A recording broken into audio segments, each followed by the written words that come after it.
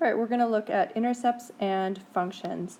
So to find the x-intercept, we set the y value to 0, and that would be the same as solving this equation f of x is equal to 0, because that number on the other side of the equation, that is the y value. And then to get the y-intercept, we need to set x to 0, and x is the number inside the parentheses. Okay, so let's get started. Alright, on this first one we've got x squared minus 4 as our function. So we're going to replace f of x with 0, and then we copy the rest of that function down, and then just solve that little equation for x.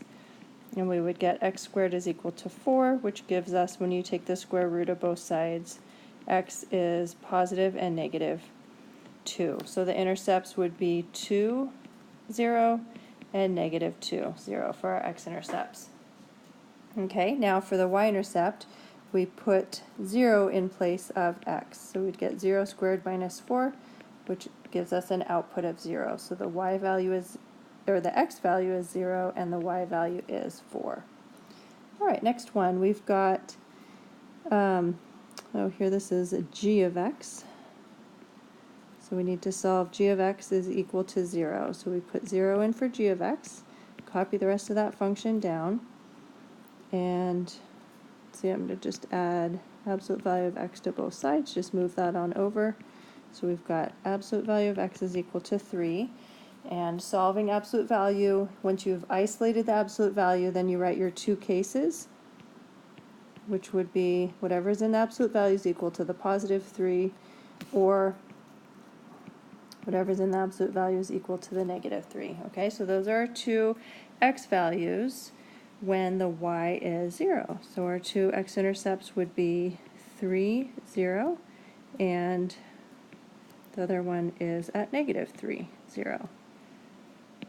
Okay, so those are x-intercepts, and let's work on our y-intercept. Okay, so we take and put a 0 in place of x. So that would give us an output of 0, which gives us the ordered pair input is 0 for x, output of 3 for y. So there's our y-intercept.